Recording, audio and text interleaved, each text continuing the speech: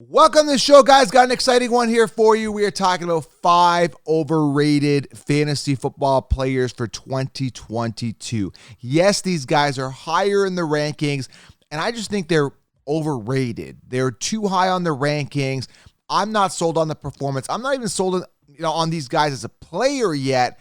Yet the mainstream consensus that can sheep is have you guys drafting these guys early. They've got them high in the rankings, which means when you're doing your draft, whatever platform you're on, they're going to be coming up high on the ADP as best available player, and I got question marks about that. So 5 overrated players for fantasy football 2022.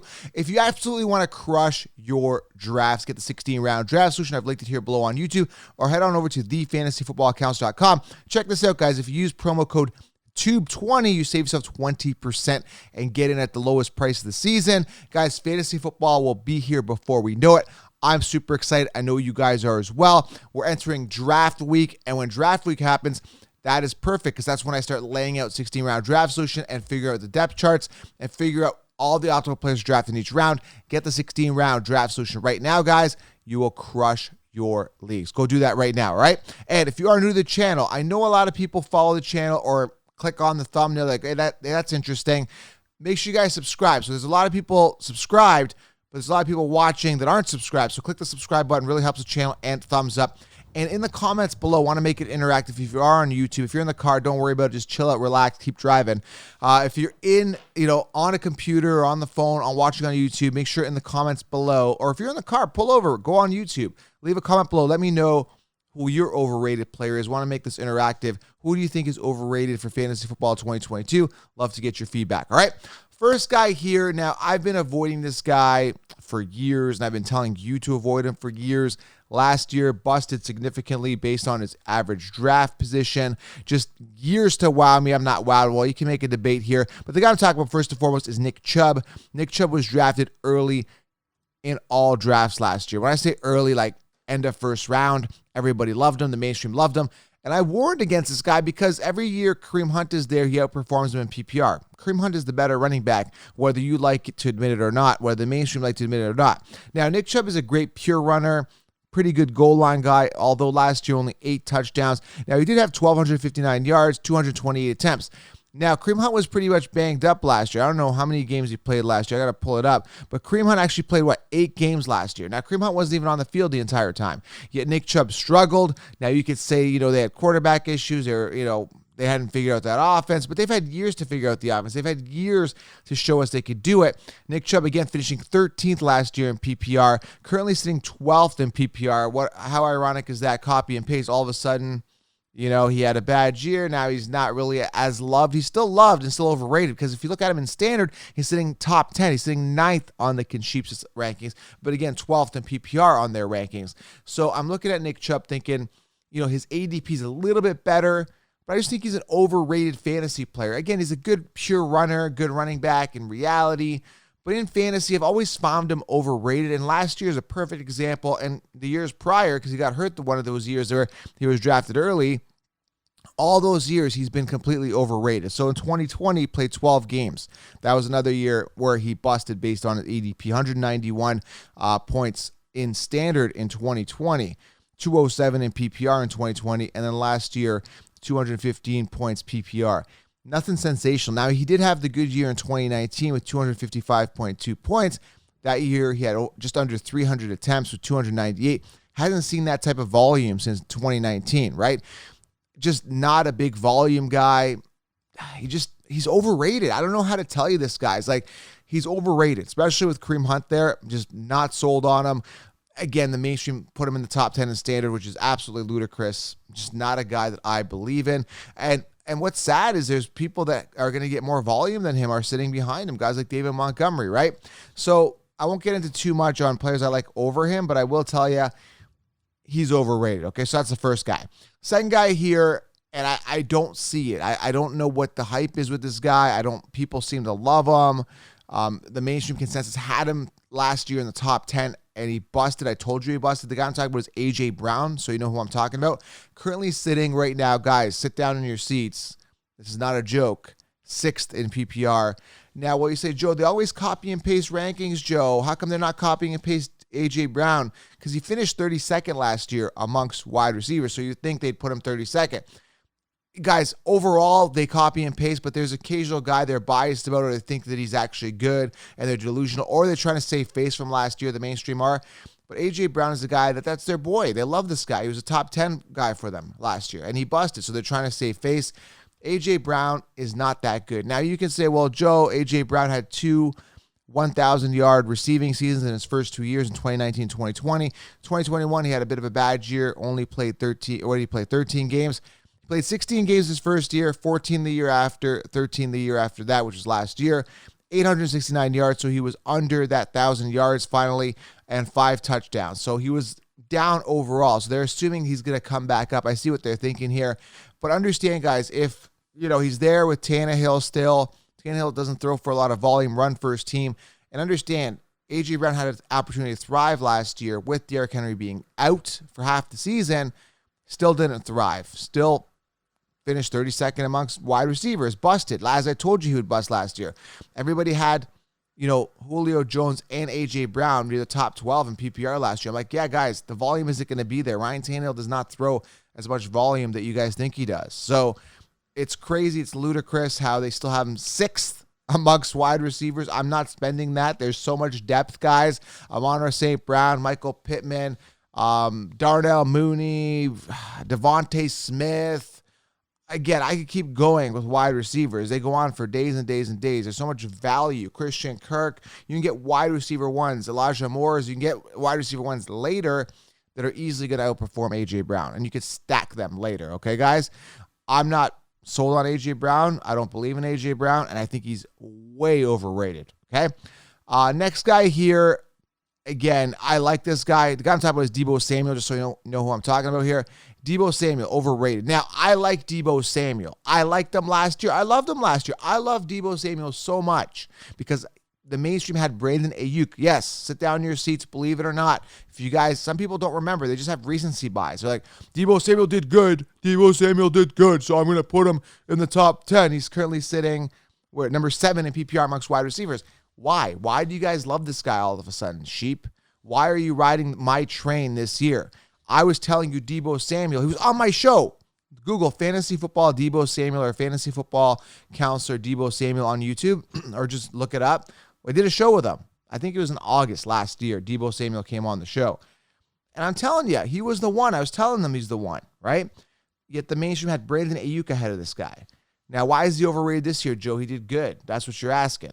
Deebo Samuel, right, was in a situation last year with Elijah Mitchell out, had 8 rushing touchdowns. He had 8 receiving touchdowns, right?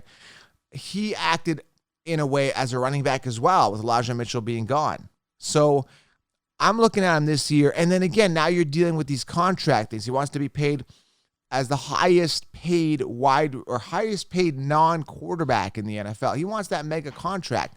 And I kind of see his point of view when Christian Kirk gets paid like $84 million for like 4 years. And then you look at a guy like Deebo Samuel, who's had one big year. Like, I'm looking at his stats. The guy is good. But last, 2020, he only played 7 games. 2015, his rookie year, played 15 games, had 803 receiving yards, 3 touchdowns. Nothing special. And again, we said 2020, 7 games, 1 touchdown, 391 receiving yards. And the last year, he took off. He tore it up. 1,405 receiving yards, 6 touchdowns receiving. Then he had the 8 rushing touchdowns, which overinflated his overall value. And I get it. But listen, he's overrated this year because I'm not paying that price for a guy that I could have got for 8th round last year. I'm just not doing it. I'm not doing it. And not only that, again, the contract stuff, even if he gets paid mega dollars, it's like, okay, is he paid? Is he incentivized? Is he as driven now? Big question mark.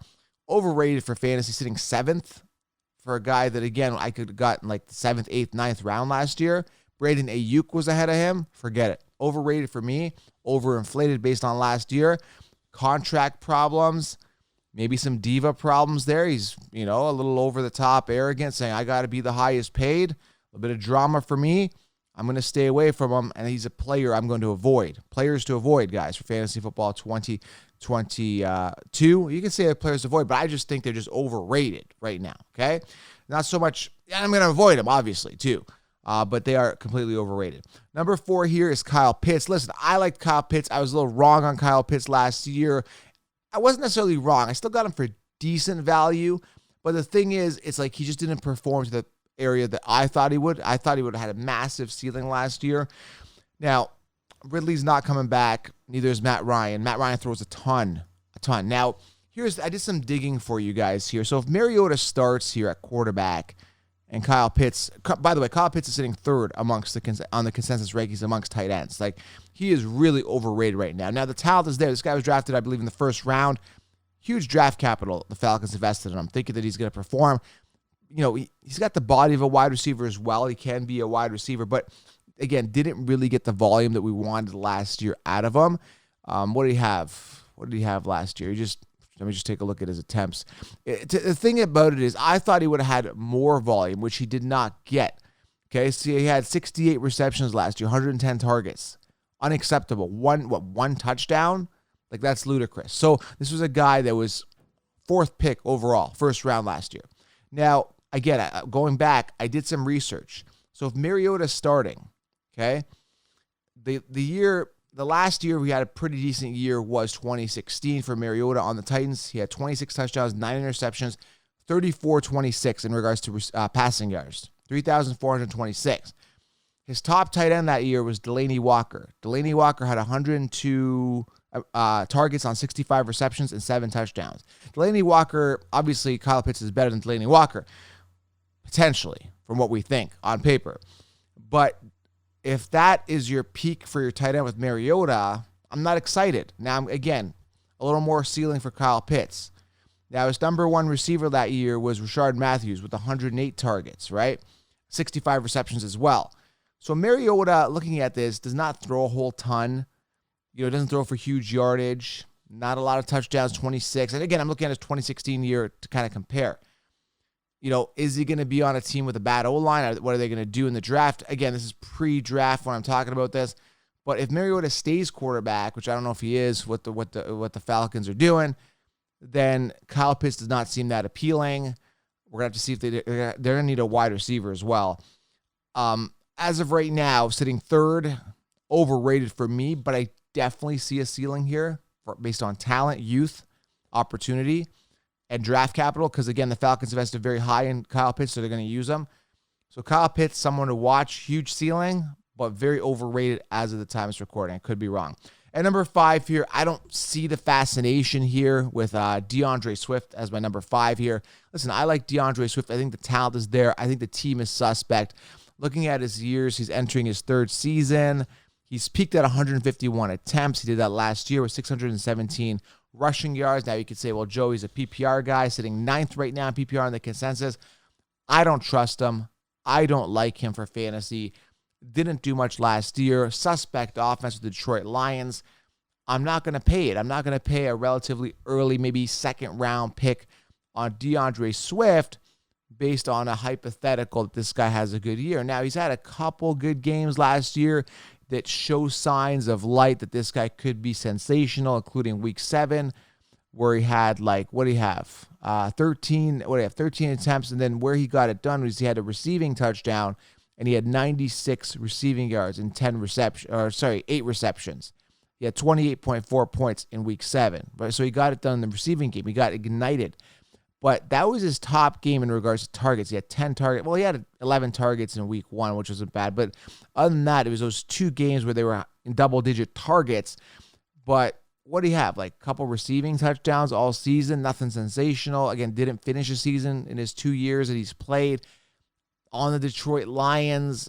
For me, sitting in the top 10 is a little high. And I get it. He's young. He's talented. Probably going to be the main guy there. But again, peaking at 151 attempts, which he did last year in 2 years, is a little questionable for me. Again, if I'm drafting early on a running back, especially a guy in the 2nd round, I like the big volume getters if I can get them. You'll say, Joe, those guys are gone in round 1. Yeah, but you can probably still get good running backs with good volume in the 2nd round. This year, there is some value. Even Zeke Elliott is ranked below DeAndre Swift this year. Now, I know Zeke Elliott's been dropping in volumes and attempts, but I still like him more than DeAndre Swift. So Swift for me is a pass. I'm going to avoid him. I'm not going to draft him. Do not draft. But not only that, he is completely overrated based on what we've seen. So there you have it, guys. 5 overrated players: Nick Chubb, A.J. Brown, Deebo Samuel, Kyle Pitts, DeAndre Swift. I'm going to be avoiding them. Hopefully you guys do as well. There is some ceiling with some of these guys, some upside for sure. But the way they sit right now, based on all the facts that I said, they are completely overrated. All right, guys? Get the 16-round draft solution. You know all the optimal players drafted in each round. Subscribe, thumbs up, and comment below. Who do you think is overrated? All right, guys? I'm out. We'll talk soon. Fantasy football is almost here.